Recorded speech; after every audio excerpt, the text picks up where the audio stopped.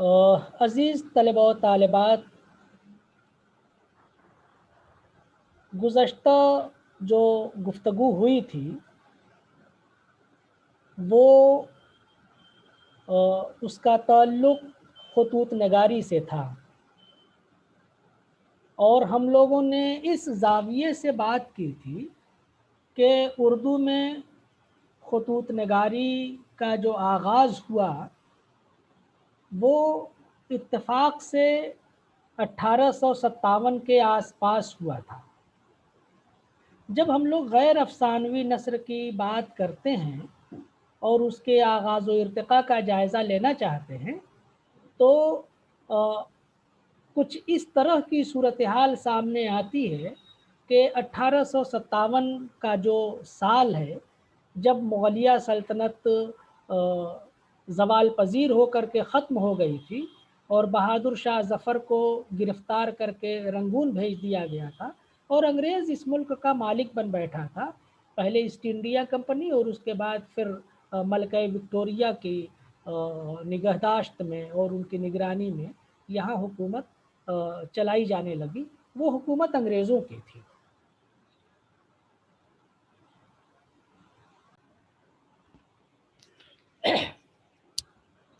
लेकिन ख़ुतूत नगारी के सिलसिले में कुछ अजीब बात हुई कि उर्दू में ख़ुतूत 1857 से पहले बहुत सलीक़े से लिखे जाने लगे थे और उसकी एक रिवायत बन गई थी।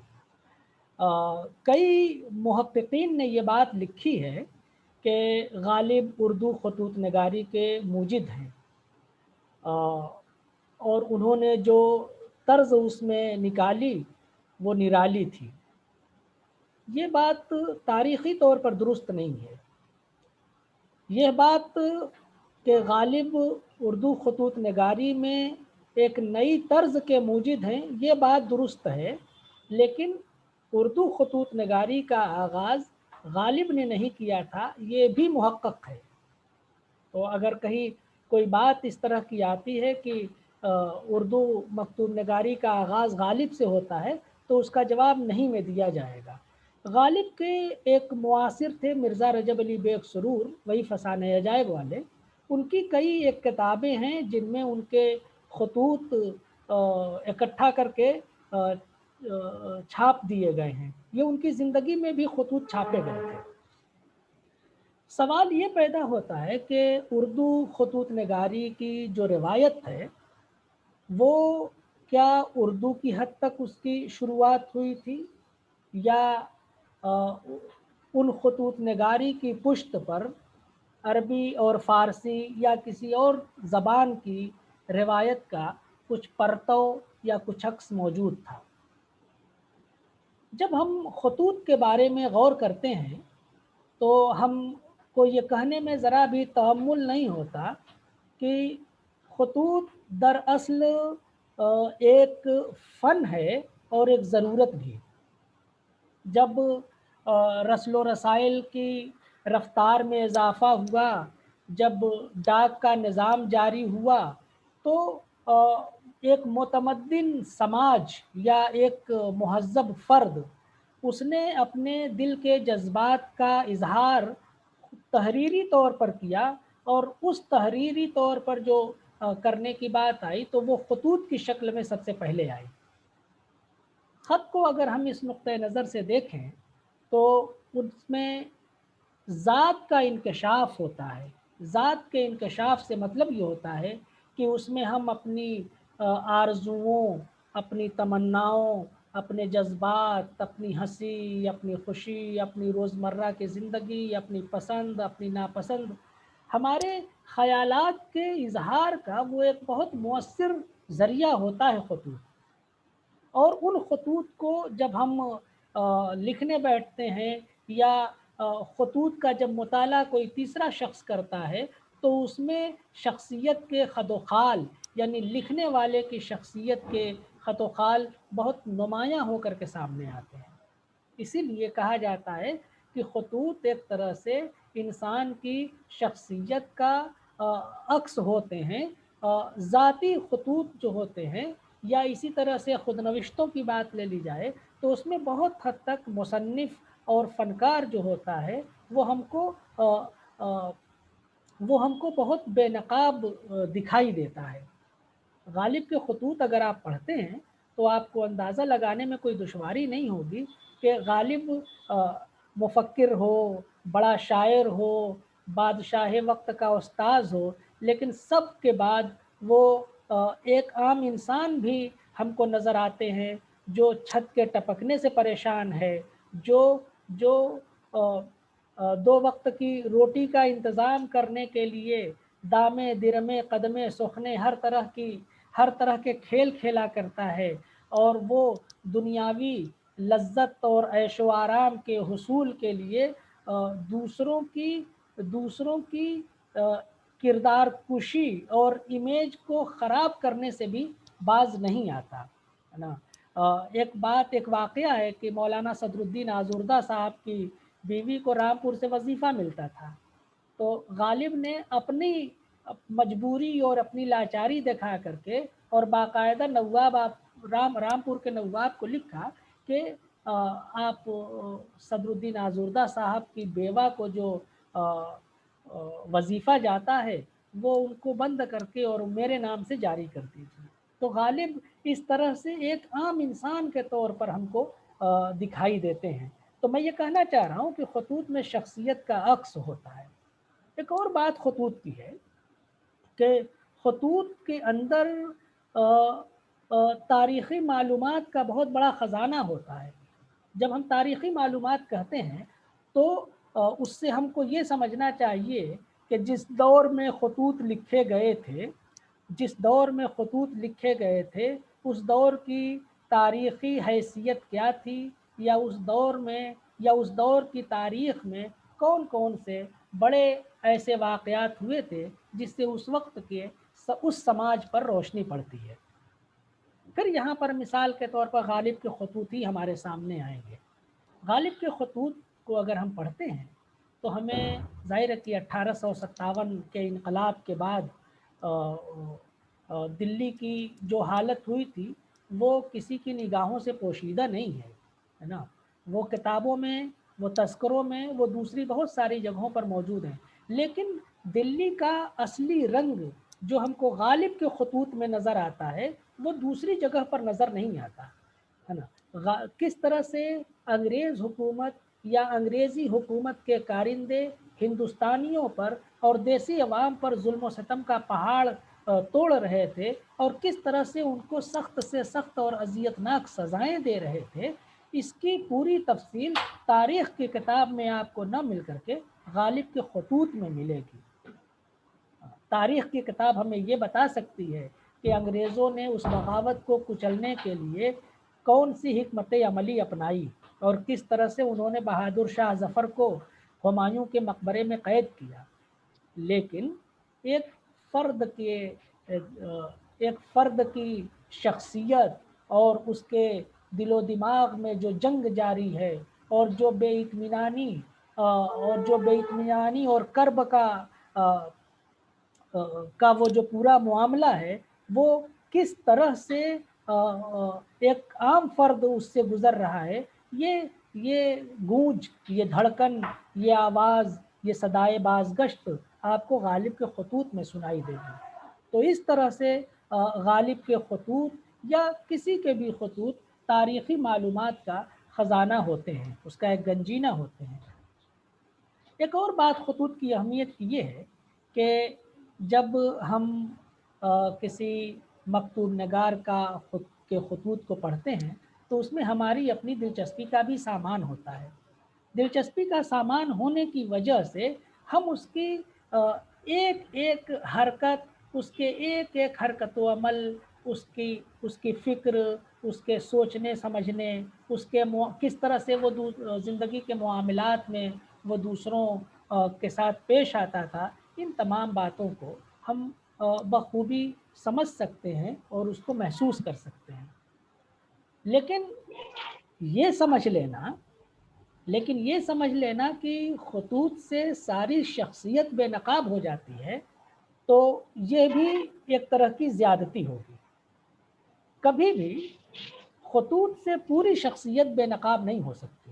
اس کی چند جھلکیاں، اس کے چند عکس ہم دیکھ سکتے ہیں، اس کا پرتو ہے نا، اس کے ظاہری خط و خال، اس کی فکر، اس کے سوچنے کا سلیقہ اور انداز. وجہ اس کی یہ ہے کہ کبھی بھی ہم کو مصنف کے سارے خطوط اولاً مل نہیں پاتے، اور اگر ملتے بھی ہیں تو خطوط ان کی ساری زندگی نہیں ہوتی. خطوط کا معاملہ یہ ہوتا ہے کہ مکتوب نگار کے مکتوب لئے مختلف سماجی حیثیتوں کے اور مختلف ادبی حیثیتوں کے حامل ہوتے ہیں. ہر کسی سے اس کے رشتے کی نوعیت الگ ہوتی ہے. جب رشتے کی نوعیت الگ ہوتی ہے تو اسی کے نقطۂ نظر سے پھر جا کر کے یہ بات سامنے آتی ہے کہ مکتوب نگار نے اپنی شخصیت کے کس زاویے کو دکھانا چاہا ہے. ٹھیک ہے نا. تو اس طرح سے ہم اگر یہ کہیں کہ اس سے ساری شخصیت بے نقاب ہو جاتی ہے تو تھوڑا سا یہ زیادہ ہو جائے گا، ہم خطوط سے زیادہ امید لگا بیٹھیں گے. یقیناً خطوط نگاری یا خطوط پڑھ کر کے ہم کو مصنف کی شخصیت کے کچھ، اس کی شخصیت کی پیچیدگی کی کچھ تہوں کا اندازہ لگ سکتا ہے، اور جتنے بھی خطوط لکھے گئے ہیں اس کے جو مجموعے ہیں ان کو پڑھ کر کے ہم اس نتیجے پر پہنچتے ہیں. ابھی جو شخصیت کی بے نقابی کی بات میں نے کہی تھی، تو یہ بات بالکل صحیح ہے. ہمارے سامنے مولانا ابوالکلام آزاد کے خطوط ہیں، غبار خاطر کے نام سے اور کاروان خیال کے نام سے. ابھی ہم لوگ غبار خاطر کا ذکر کرتے ہیں. اس میں مولانا نے احمد نگر کی اسیری کے دوران، جب 1942 میں وہ بمبئی میں قید کیے گئے تھے اور احمد نگر کی جیل میں بھیجے گئے تھے، تو احمد نگر کی جیل میں اور بانکوڑا کی جیل میں ملا کر کے کچھ 2-2.5 برس تک وہ رہے تھے. اور اس پوری مدت میں انہوں نے علی گڑھ کے نواب، بھیکم پور علی گڑھ کے پاس ایک چھوٹی سی جگہ ہے، علی گڑھ کے نواب کو انہوں نے مخاطب کر کے، مولانا حبیب الرحمن خان شیروانی نام تھا ان کا، ان کو مخاطب کر کے انہوں نے خطوط لکھے تھے. کل 24 خطوط ہیں، بہت طول طویل خطوط بھی ہیں اس میں. لیکن وہ تمام کے تمام خطوط آپ پڑھ جائیے، کیا مجال جو مولانا کی شخصیت کے اندرون میں آپ جھانک سکیں. یہ مولانا کی بڑی خاص بات تھی کہ وہ کسی بھی حالت میں اپنی شخصیت کو بے نقاب نہیں کرتے تھے. تو یہ غبار خاطر جو ہے نا، ہمارے سامنے ایک ایسی مثال موجود ہے کہ اگر ہم ایک طرف غالب کے خطوط سے اور غالب کے خطوط سے ان کے شب و روز کو معلوم کر سکتے ہیں، اور ان کی آسانی اور پریشانی کے بارے میں اپنے علم میں اضافہ کر سکتے ہیں، وہیں ہم کو غبار خاطر پڑھ کر کے مولانا آزاد کی زندگی کے بارے میں کوئی خاطر خواہ ہماری معلومات میں اضافہ نہیں ہو پاتا ہے. ایک سوال اور بھی ہے کہ ذہن میں آتی ہے یہ بات کہ جو اردو خطوط نگاری کا سلسلہ ہے وہ عربی اور فارسی کے توسل سے آیا ہے. یہ بات تاریخی طور پر ثابت ہے کہ جب ڈاک کا انتظام مضبوط ہو گیا، رسل و رسائل اور آمد و رفت کے وسیلے بڑھ گئے، تو خطوط نگاری کو اس سے بڑا فروغ حاصل ہوا. اس طرح سے خطوط نگاری کو ہم تہذیب کا اور تمدن کی ایک علامت کہہ سکتے ہیں.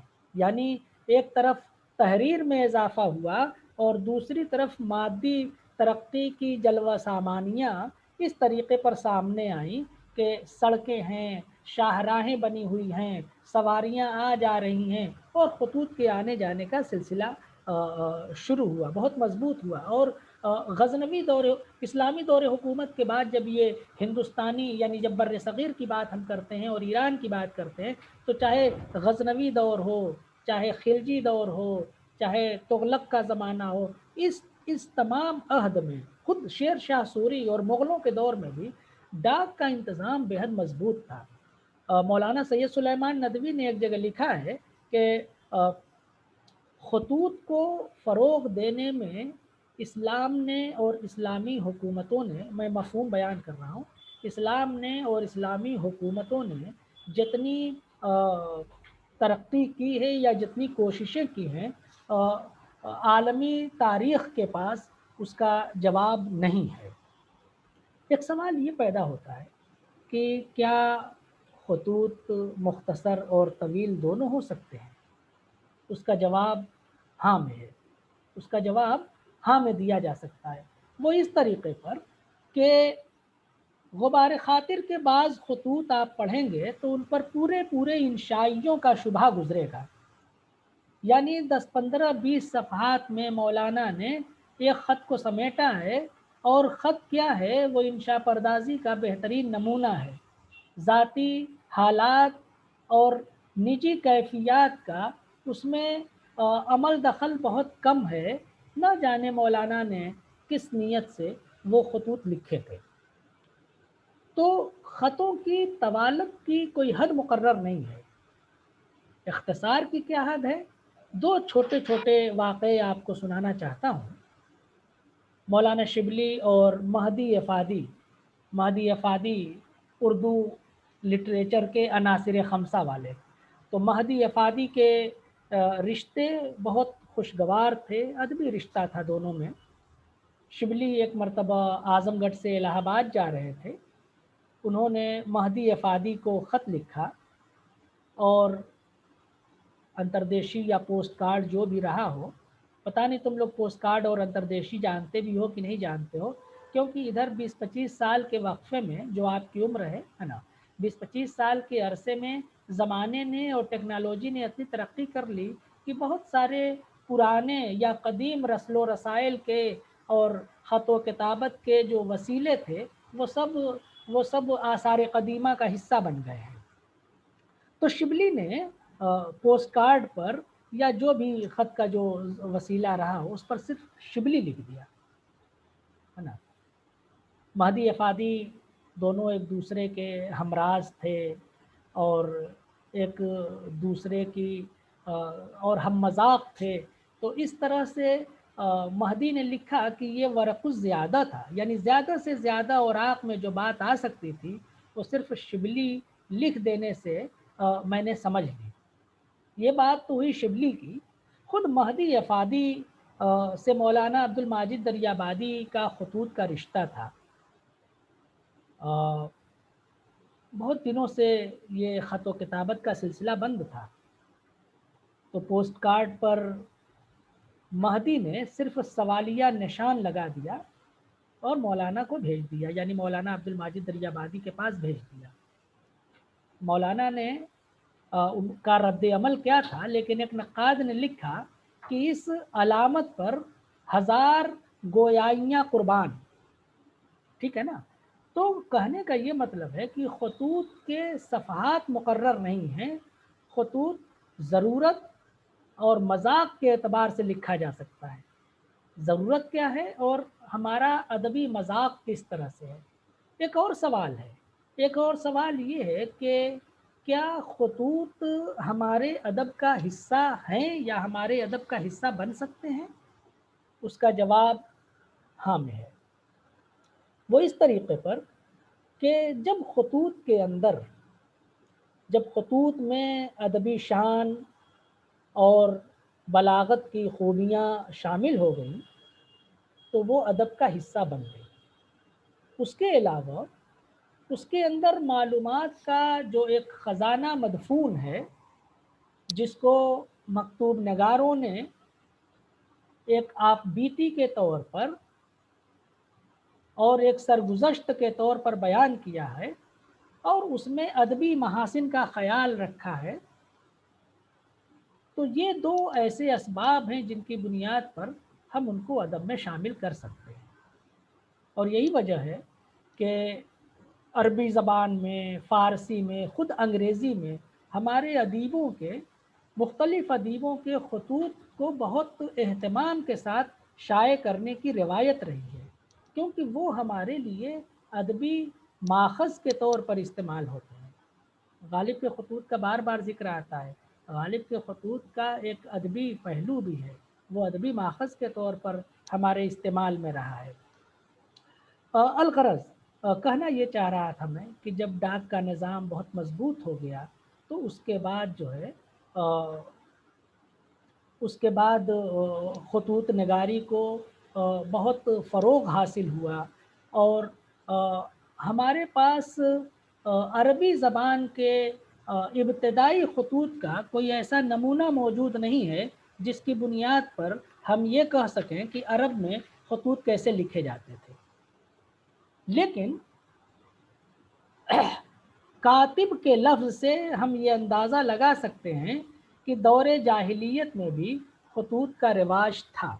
البتہ جب اسلام کا دور شروع ہوا اور اسلام کی دعوت و تبلیغ کے لیے الگ الگ قبیلوں میں قاصد بھیجے جانے لگے تو خطوط نگاری کو اچانک بہت ترقی ہو گئی، اور جس طرح سے کاتب وحی ہوتے تھے، اسی طرح سے اللہ کے رسول کے زمانے میں خط لکھنے والے کاتب بھی ہوا کرتے تھے۔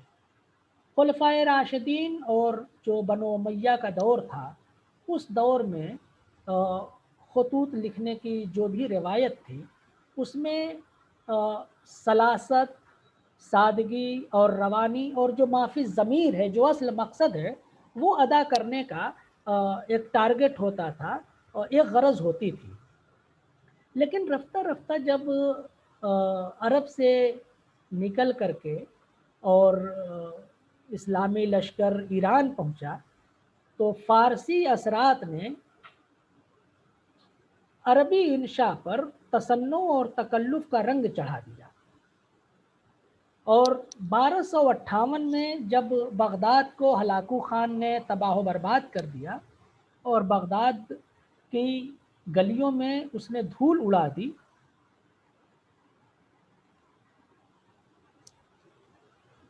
تو عربی زبان اقتدار سے تقریباً محروم ہونے لگی اور اس کی جگہ فارسی زبان کی حاکمیت قائم ہونے لگی۔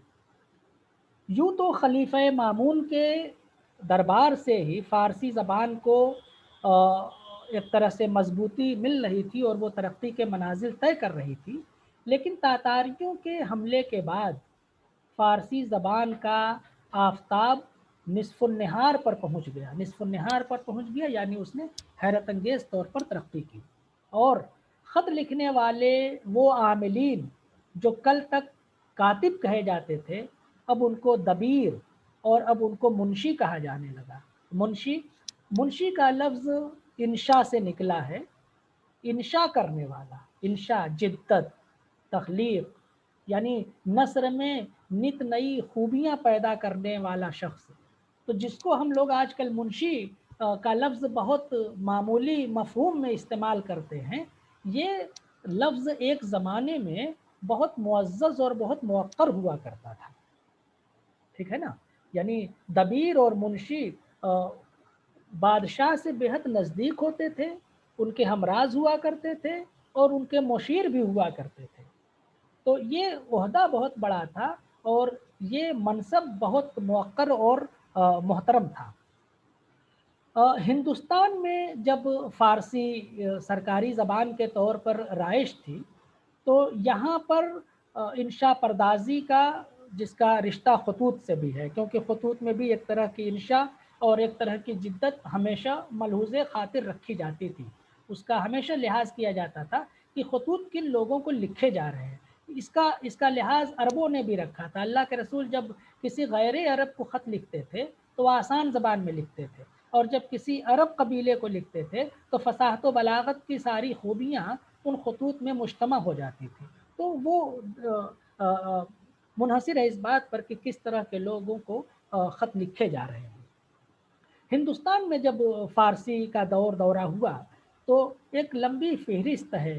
امیر خسرو کو لے لیجئے، ان کی ایک کتاب دلائل الاعجاز کے نام سے ہے۔ بہمنی سلطنت میں محمود گاما نام کا ایک بہت بڑا وزیر تھا اور اس نے علم و ادب کے فروغ میں بہت نمایاں کارنامہ انجام دیا۔ تاریخی کتابوں میں آپ نے پڑھا ہوگا، دلائل ریاض الانشاء کے نام سے اس کی کتاب ہے۔ اس کے علاوہ اگر ہم فارسی ادیبوں کو دیکھتے ہیں تو خود دہلی اور اس کے آس پاس کے علاقے میں ظہوری ایک بہت بڑا ادیب تھا، اور اس ظہوری کو کے پہلے اگر آپ دیکھیں گے تو اکبر کے نورتنوں میں دو بھائی अबुल फ़ज़्ल और फ़ैज़ी। तो अबुल फ़ज़्ल की रुक़ाते अबुल फ़ज़्ल और इंशाए अबुल फ़ज़्ल बहुत मशहूर खतूत की किताबें हैं, खतूत के मजमूए हैं। अबुल फ़ज़्ल के खतूत में तकल्लुफ़ और तसन्नो और इबारत आराई और तफ़सील और ज़बान बयान पर अपनी कुदरत का इज़हार, ये सब चीज़ें उसकी ख़ास बातें हैं। ख्वाजा अहमद फ़ारूक़ी साहब ने लिखा है कि इंशाए अबुल फ़ज़्ल में एक ख़त ऐसा है जो 70 सतरों पर मुश्तमिल है, 70 सतरें हैं उसमें, और उसका मफ़हूम सिर्फ़ इतना है कि आपका ख़त मिला और खुशी महसूस हुई, आपका ख़त मिला और खुशी महसूस हुई, है ना? फैज़ी का भी यही हाल है। अलबत्ता उसके बाद जो जब आलमगीर का ज़माना आया तो औरंगज़ेब आलमगीर जिस तरह अपनी निजी ज़िंदगी में बहुत सादगी पसंद था, खतूत में भी उसने सलासत का और रवानी का भरपूर ख़याल रखा, छोटे-छोटे जुमलों से अपनी बात कहने की कोशिश की। उसी के एक मुआसिर थे नेमत ख़ान याली का इंतकाल 1709 में हुआ था और उनके खतूत के मजमूए सनाए लफ्ज़ी और मानवी से भरपूर है। दो फ़ारसी अदीबों का ज़िक्र मुख्तसरन करना चाहूँगा, जिसमें से एक बेदिल थे और दूसरे ज़ुहूरी थे। इन दोनों अदीबों की इंशा परदाज़ी और दोनों अदीबों की मकतूब नगारी तकल्लुफ़ और तसन्नो और बनावट से इबारत थी। बेदिल के बारे में गालिब ने कहा कि तर्ज़ बेदिल में रेख्ता लिखना असदुल्लाह का क़यामत है। तो बेदिल की तर्ज़ बहुत मुश्किल तर्ज़ मानी गई थी। अ, और ख़ुद मिर्ज़ा गालिब ने जो फ़ारसी खतूत लिखे, उसमें उन्होंने ज़ुहूरी का एक तरह से इत्तिबा किया है। बेदिल की भी पैरवी की है और ज़ुहूरी के अंदाज़े तहरीर को भी नज़र में रखा है। मौलाना हाली ने यादगार गालिब में लिखा है कि मिर्ज़ा की फ़ारसी ज़ुहूरी की नस्र से आगे बढ़ी हुई थी। ये या इस तरह का कोई जुमला। तो कहने का ये मतलब है, मैं मुख्तसरन ये बात कहना चाह रहा था कि उर्दू खतूत यकीनन अरबी और फ़ारसी के रास्ते से आगे बढ़े हैं, और इस आगे बढ़ने में अरबी और फ़ारसी की जो रिवायात रही हैं वो शामिल रही हैं, और इन्हीं खतूत पर चलकर, इन्हीं राहों पर चल कर के उर्दू खतूत नगारी ने अपना सफ़र शुरू किया था, जो फ़ारसी मकतूब नगारी के ज़ेरे असर चला था। और फ़ारसी मकतूब नगारी का गालिब उन्सुर जिद्दत, अ, अ, बयान का हुस्न, सनाए मानवी, सनाए लफ्ज़ी और मानवी, तशबीह और इस्तिआरे की लज़्ज़त, मजाज और किनाए का हुस्न, ग़र्ज़े के वो तमाम बातें जिनको हम सनाए लफ्ज़ी और मानवी से ताबीर करते हैं, जिसको हम ज़बानदानी का हुस्न कहते हैं, जिसको हम इंशा परदाज़ी की ताकत कहते हैं, इन सब चीज़ों से फ़ारसी इंशा और फ़ारसी खतूत इबारत रहे हैं। और वही वही तर्ज़ और वही उसलूब इब्तदाई दौर के उर्दू खतूत में मिलता है। गालिब यकीनन इस राह के एक ऐसे मुसाफिर हैं जिन्होंने एक रहनुमा की हैसियत से उर्दू खतूत नगारी को एक नई डगर पर डाला। वो नई डगर क्या थी, उसका ज़िक्र हम अगली किसी गुफ्तगू में करेंगे।